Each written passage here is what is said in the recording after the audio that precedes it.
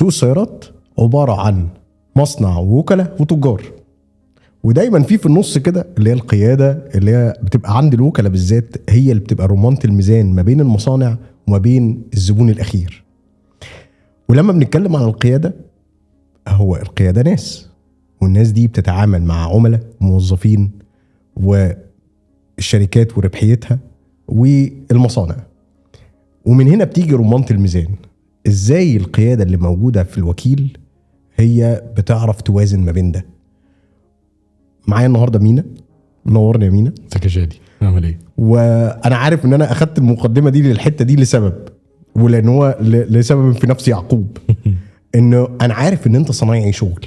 يعني ايه صنايعي شغل؟ يعني مش بس بتدير احد اكبر الكيانات هنا في الامارات، ولكن ايدك في الشغلانه ابتديتها من تحت، ابتديتها من اول البياع اللي هو يعني انا مش عايز اقعد اخش انا في التفاصيل وانا اللي اشرح، عشان ما يبقاش ان انا قاعد ايه بسوق لك. مذاكرني انت بقى. بس ابتدت ازاي الرحله معاك؟ ابتدت ازاي؟ ماشي، ده تاريخ ده. بص، هي ابتدت صدفه بحته، لا مش مترتبه تماما، ولا على البال ولا على الخاطر يعني. كان في قعده شبه عائليه الاصدقاء، عيله وفاميلي ممبرز ما كانوا موجودين في مصر من بره، وناس كتير انا ما اعرفهاش، وكنت الوقت ده انا لسه متخرج جديد يعني. وبعد الكلام ده بفتره صغيره جدا فوجئت بتليفون جاي لي من شخص بيقول لي انت مينا؟ ايوه يا فندم انا مينا. قال لي مينا انا فلان الفلاني، وعايزك بكره الصبح تكون عندي في المكتب، عايز ادردش معاك شويه. قلت له مين فلان الفلاني؟ مش حضرتك ممكن فكر انا اعرف حضرتك؟ قال لي احنا اتقابلنا من فتره في المكان الفلاني وكان معانا ناس كذا وكذا كذا. اهلا وسهلا بحضرتك يا فندم. انا مش متذكر الشخص بامانه. المهم طيب حضرتك بخصوص ايه ده؟ قال لي لما تيجي هتفهم. قلت له طيب اوكي، المكان فين؟ قال لي شركه غبور. اوكي. في اليوب قطاع النقل. ما قالش بقى قطاع النقل الصراحه، هو قال لي شركه غبور، فانا شركه غبور. اوكي. قلت له طيب تمام، الساعه كام؟ قال لي 8 الصبح. ده اللي هو كان فين؟ انهي فرع؟ فرع رئيسي اللي هو كيلو 3 مصنع الرجال. مصنع الرجال. الله ينور عليك. فاهم انت؟ هو ده الاسم الدارج بتاعه اللي اي حد اشتغل غبور فاهم انت؟ الجيش بتاع الشغل بالظبط، احنا كنا بنقول عليه مصنع الرجال بالظبط. قلت له اوكي تمام، شوف حضرتك بكره. تفهمش انا قلت ليه ولا ايه، ما اعرفش، هو لا ارادي. المهم رحت يا باشا الساعه 8 الصبح، داخل كيان اقتصادي مهول، انا ما تخيلتش ان داخل مكان زي ده. ادخل وفاجئ ان الشخص اللي انا جاي اقابله هو المصر رقم 2 في غبور اوتو. كان وقتها ما اسمهاش طبعا غبور اوتو. دخلت وفاجئ ان الشخص رقم 2 ده مين؟ رحمة الله عليه، مهندس سامي خليل. الله يرحمه. الله يرحمه، وده علم في شغلانتنا. اهلا وسهلا حضرتك. افتكرته طبعا اول ما شفته، الله يرحمه، يعني ليه كاريزما وصوت وكاركتر ما يعني ينفعش تنساه. قلت له انا قاعد طبعا بقى مبلول ومش فاهم انا ايه اللي انا بعمل ايه هنا، وايه المكان الفخم النظيف، حاجه جامده جدا وكيان اقتصادي ضخم. قال لي بص يا مينا، باختصار شديد، انا يا ابني راجل عجوز وشغال الشغلانه دي بقالي 32 سنه.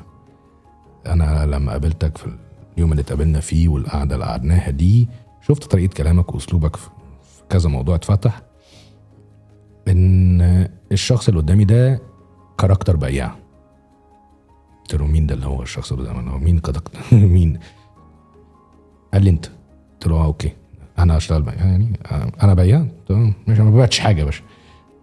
المهم يعني قال لي بص من الاخر يعني باختصار شديد، انت انا عايزك تشتغل بياع، انا بدور على حد بالكاركتر ده يمسك مكان معين في الفرع عندنا في الشركه في اسكندريه. قلت له مين اللي اشتغل؟ انا برضو حضرتك انا ما جاش في دماغي ان اشتغل بياع ولا في حسبتي، وانا اشتغل بياع ايه بالظبط، ولا عندي خبره في الموضوع، ولا انا فاهم حاجه يعني، ولا في مخيلتي، ولا شفتها في نفسي. يعني انا ما شفتهاش في نفسي يا شادي في الوقت ده خالص. بس بصراحه بص، الكاريزما بتاعت المهندس سامي الله يرحمه ما تخلكش اصلا ينفع تجادل معاه، فاهم؟ ما ينفعش تجادل معاه. فانا يعني مزبهل وساكت. المهم الراجل قال لي بص من الاخر يعني انت هتنفع تبقى بياع وهتشتغل بياع.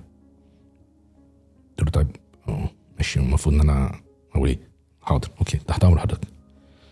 اعمل ايه؟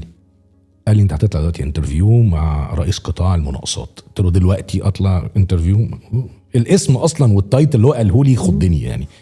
بس فالمهم طلعت انترفيو مع رئيس قطاع المناقصات وفوجئت ان انا اتعينت. يعني بعد الانترفيو اللي انا ما عملتش فيه اي حاجه وانا مش فاهم يعني انا انت بتتكلم وخلاص. يعني انا بتكلم، الراجل بيقول لي بيع لي القلم ده، فانا كنت ببيع له قلم موجود على المكتب. الاسئله التقليديه بتاعت زمان. الراجل بيقول لي بيع لي قلم ده حرفيا يعني. anyway اتعينت. قال لي انت هتقعد فتره اختبار وتعليم، فاهم؟ زي ال 45 يوم بتوع الجيش كده، بس دول كانوا 3 شهور. قال لي ولما اشوفك استويت هنزلك فرع اسكندريه وتبتدي شغل. وقد كان. انا اشتغلت في فتره التدريب دي بالظبط 28 يوم، بالظبط 28 يوم.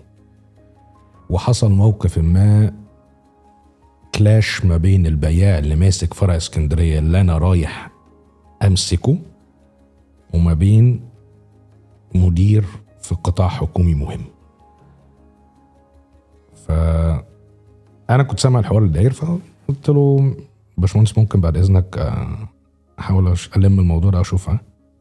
قال له هتلمه ازاي يعني هجرب. المهم جربت. الراجل طلع بيقعد على نفس القهوه اللي انا بقعد فيها في اسكندريه، فاهم؟ رحت له اشتكى همه واللي حاصل وده ما يصحش. المهم رضيته، ضربنا صحوبيه لطيفه، وكان الموضوع ده ان واصل لمرحله ان الراجل ده هيعمل لنا بلاك ليست. خلصت ان انا خدت اوردر ب 28 باص. اوكي، فخدنا الاوردر وشكرا على كده.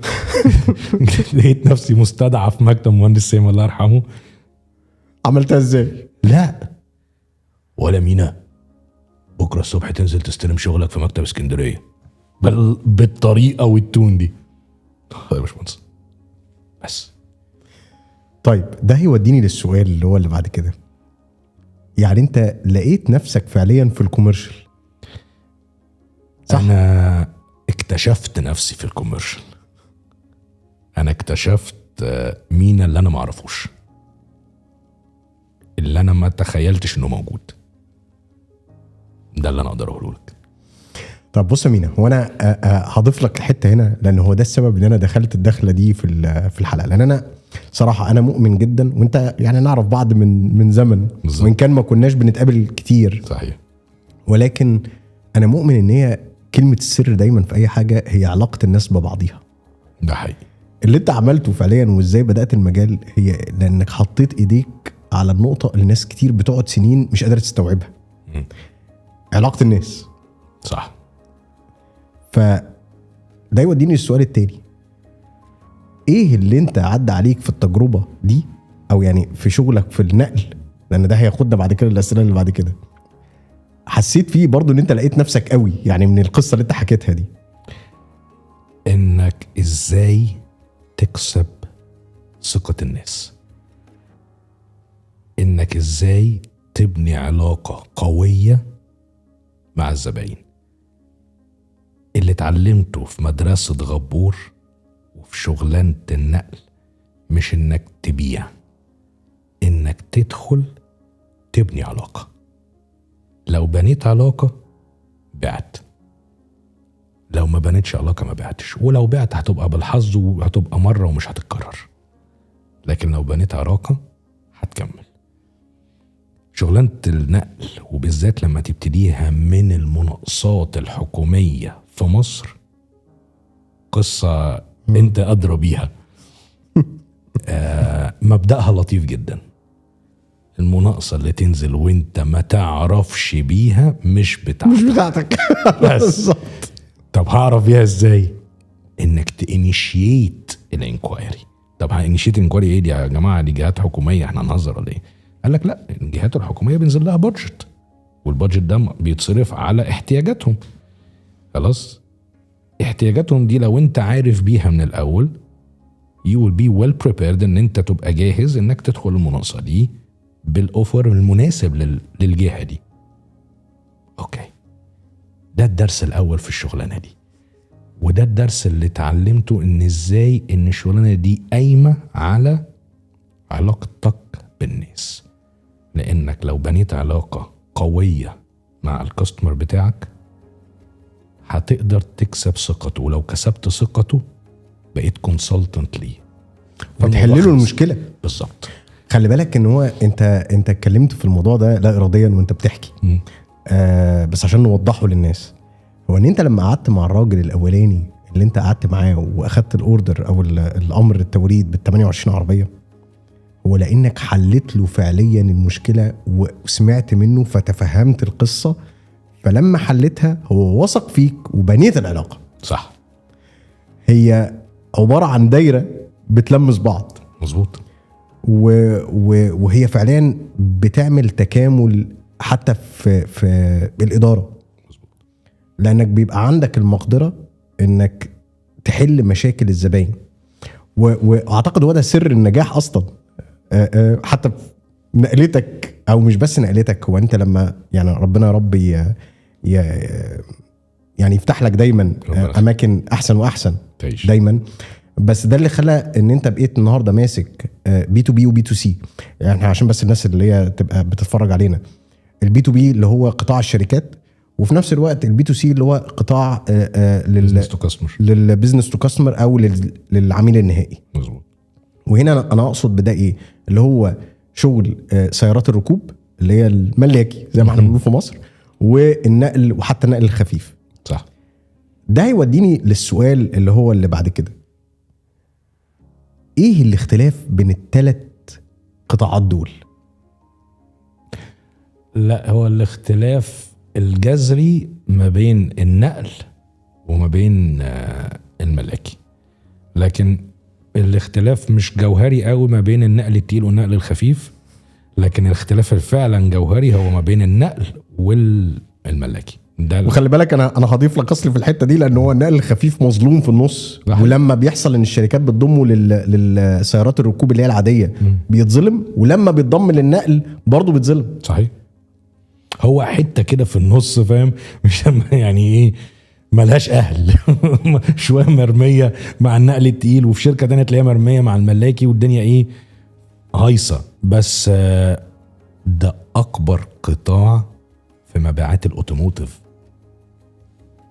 هتقول لي الملاكي، هقول لك لا، النقل الخفيف اللي هو الفانز والنقل الخفيف. لا، ستارتنج من البيك ابس ال 900 كيلو جرامز او 1 طن، اللي هي الطن تقريبا، اللي احنا بنسميها دوبل كابن. خلاص. وبعديها الفانز، وبعد كده اللايت ديوتي تراكس اللي هم ال3 طن وال4 طن وكده، لغايه ال8 طن. ده نقل خفيف. ده حجم سوقه اضعاف الملاكي. انت متخيل؟ الناس فاهمه ان دايما الملاكي سوق بالالافات، صح، بس سوق النقل الخفيف الافات الالافات، لان ده ان تاون بزنس. فده انا زي ما احنا بنقول عليه في السوق كده اللي هو اللاست مايل. صحيح. اللي هو عشان الناس برضو تبقى اللاست مايل هو الميل الاخير في التوصيل. مظبوط. في شغلانه النقل. مظبوط. برضو ده يرجعني لنفس السؤال، ايه الفرق في اداره الثلاثه كقطاعات؟ لان انت جاي من النقل اصلا. صح. فانت بالنسبه لي صايع شغل وبتشتغل دايما على متطلبات الزبون، لان هو الحلقه النهارده اصل فيها كذا حاجه هنتناقش فيها. استر. شكلك لا مش كمان والله ولا حاجه، بس هي توضيح دايما، لان هو ناس كتيره بتتكلم وتقعد تبقى متخيله ان اللي بيجي من النقل ده لا مش هيعرف يشتغل شغلانه السيارات الركوب او حتى النقل الخفيف، يقول لك ده اشتغل نقل تقيل. والعكس ممكن يبقى هو جاي من نقل خفيف بيقول لك لا مش هيعرف يشتغل سيارات ركوب او نقل تقيل وهكذا. واستمر على نفس يقول لك اللي اشتغل المنوال ده. بنزين ما اشتغلش ديزل، واللي اشتغل ديزل ما اشتغلش بنزين. فانا هرجع تاني لنفس السؤال، ايه الفروق الثلاثه؟ بص الفروق زي ما قلت لك جذريه وجوهريه ما بين الباسنجر والكوميرشال. الكوميرشال انت بتتعامل مع شركات اكتر ما هي افراد، والتعامل مع الشركات في بيزنس is part of revenue generation or profit generation. خلاص انت you are selling a vehicle to generate revenue، فده ليه متطلبات معينه وطريقه تعامل معينه لو عشان تحافظ على الربحيه. بالظبط. انا بشتري منك التراك دي او البيك اب دي عشان خاطر هدخلها في مشروع او هنقل بيها بضاعه عشان اكسب من وراها فلوس. خلاص ليها كذا بوينت جوهريه بتحدد نوعيه التعامل في الديل ده. لكن في الباسنجر كارز لا، انت بتتعامل شويه بالشوكه والسكينه. وعاده الزبون اللي بيشتري سياره ركوب هو بيشتريها لاستخدامه الشخصي، لكن اللي بيشتري نقل او نقل خفيف هو لا، هي جزء من شغله ما هواش جوهر شغله. صح. فهي فعليا بتساعد على ان هو يكسب. مظبوط. يعني بص في النقل دايما الكاستمر بتاعك بيحسبها TCO، اوكي، توتال كوست اوف اونرشيب، او اجمالي التكلفه. مظبوط. اللي واقفه عليه. مظبوط. في الملاك الموضوع مختلف. انت بتتعامل مع نوعيتين من الزباين. نوعيه الزباين اللي هم جايين يركبوا، انت جاي بتشتري عربيه اللي انت هتركبها، عربيه لمراتك، عربيه لاولادك، whatever، اوكي. فانت you are talking directly with the end user. فده بيدور على الرفاهيه والكماليات والاوبشنز الايه بلا بلا بلا بلا اللي جوه، اوكي. هو لا يعرف المكنه دي ايه، ولا كم حصان ولا ما كم حصان. الكلام ده نسبه كبيره ما بيبقاش موجود، اوكي. والجزء الثاني انك بتتعامل مع شركات زي رينت كار مثلا، او شركات بتشتري فليت للامبلويز بتوعها. خلاص.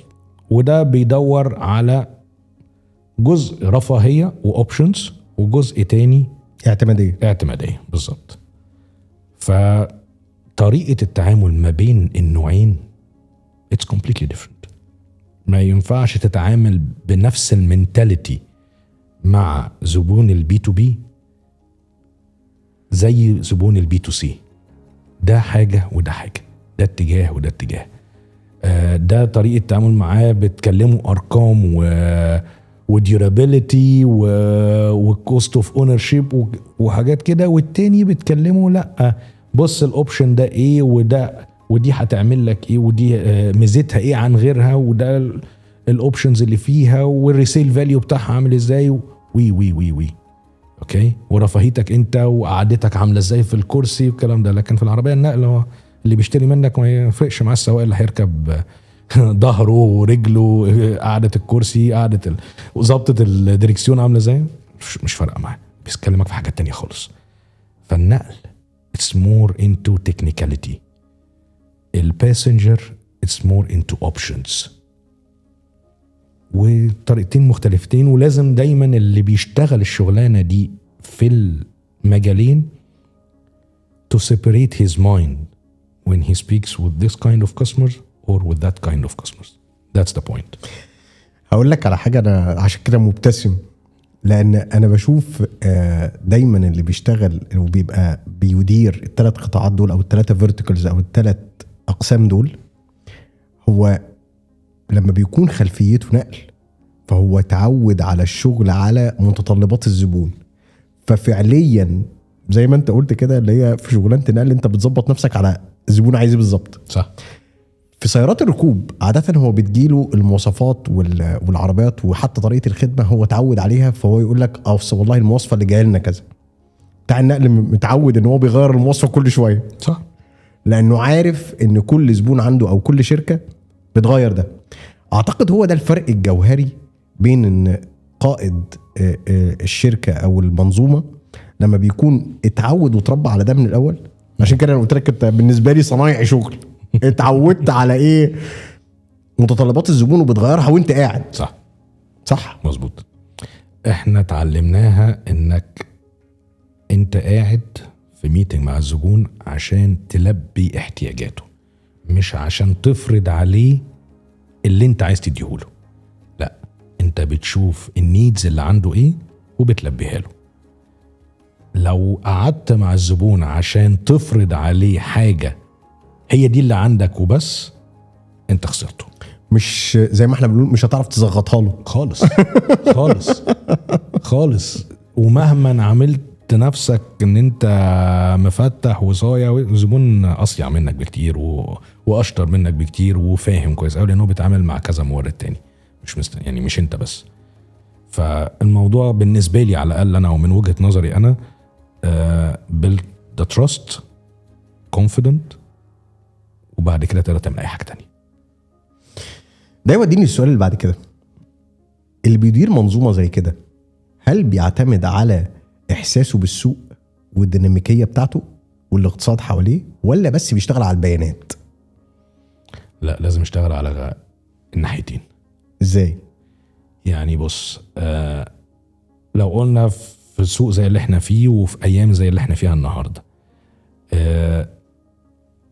السوق وبياناته وارقامه بتقول ان في بومينج غير طبيعي، ويخليك تشمر دراعاتك كده او وتبقى تخش وتعمل استوكات وتعمل. لكن لو انت قاري السوق صح وعارف السوق ده اوله ايه واخره ايه والطبيعي بتاعه فين والستاندرد بتاعه فين، هتعرف انه لا، ده دلوقتي بسبب الميجا بروجيكتس اللي حاصله وان هي شورت تيرم بروجيكتس، وبعد كده هيرجع تاني السوق للستاندرد بتاعه. فده هيخليك تبقى متحكم في الستوك ليفل بتاعك وما تبقاش اوفر اوردرينج او اوفر ستوكينج في حاجه غلط بيزد على الداتا اللي جايه لك ان لا الماركت از بومينج والنمبرز كذا وكذا وكذا وكذا. فاهمني؟ فلازم تبقى كومباينيشن ما بين ارقام وداتا وما بين حسك بالسوق ومعرفتك وخبرتك جوه السوق ده. ما ينفعش دي بس وما ينفعش دي بس. واعتقد ده كمان انت بتبنيه بناء على احساسك حواليك بالبنية التحتية والتطور اللي بيحصل فيها، وفي نفس الوقت على حسب كمان السوق نفسه حواليك في شغل البنية التحتية بيفكر بخطط قصيرة المدى ولا متوسطة المدى او طويلة المدى. صح كده؟ مظبوط. ولان كمان اعتقد الثلاث قطاعات اللي انت بتتكلم عليهم، سيارات الركوب والنقل الخفيف والنقل التقيل، كل واحده فيهم بتشتغل بطريقه مختلفه. يعني سيارات الركوب ممكن تعتمد الى حد ما على الخطط اللي هي قصيره المدى. صح. النقل الخفيف بتشتغل الاثنين قصيره ووسط، انما النقل التقيل دايما بيبقى نفسك لازم يبقى طويل جدا. صح جدا جدا صحيح 100% مظبوط. طيب السؤال اللي انا عايز اساله في الحته دي لان هو عندي فضول، هل اللي بيدير منظومه زي كده برضه لازم يخش في كل التفاصيل، ولا بيستخدم خبرته ان هو عارف السوق كويس في ان هو يدير من فوق، وامتى يتعامل مع الاثنين او يعمل خليط بينهم؟ بص، المفروض والصح انك انت تبقى باني الاستراكشر بتاعك صح، بانيه من تحت لفوق، وانت شغلتك او وظيفتك ان انت to observe and fix the problems، اللي هو تراقب وتدير بالزبط. وتحاول تصلح المطلوب. بالظبط كده. ما هو انت بنيتها، انت اللي بنيها وانت عامل الاستراكشر بتاعها. فانت لو عامل الاستراكشر مظبوط مش هتحتاج تنزل تمد ايدك لغايه تحت. ليه؟ لان انت متاكد ان الطبقه الاولانيه بتعمل شغلها مظبوط، الطبقه اللي فوقيها بتعمل شغلها مظبوط، الطبقه اللي فوقيها بتعمل شغلها مظبوط لغايه ما بتوصل لك. فانت بس بتصلح حاجات صغيره وبتحط استراتيجيز للبيزنس كله. لكن لو انت مش ظابط الاستراكشر بتاعك من تحت لفوق مظبوط، هتضطر تلاقي نفسك ان انت مشمر ومادد ايدك لغايه تحت، لا نعمل دي هنا ونعمل دي هنا ونعمل دي هنا. فاهمني؟ اتس ستراكشر. فانت لو ظابط الاستراكشر مظبوط الموضوع منتهي بالنسبه لك، منتهي. انا مختلف وما اعرفش انا صح ولا غلط. ده بالعكس اللي انت بتقوله مظبوط. انا ببقى عامل الاستراكشر او انا عامل الاستراكشر بتاعي، بس حته البياع ما بتطلعش، فببقى مستمتع قوي يا شادي، وببقى بحس فعلا انها من اللحظات السعاده اللي عندي في اليوم بتاعي لما بطلب ان انا اروح ميتنج مع زبون. تقعد مع زبون، لسه كنت اقول لك اصل انا كنت كده.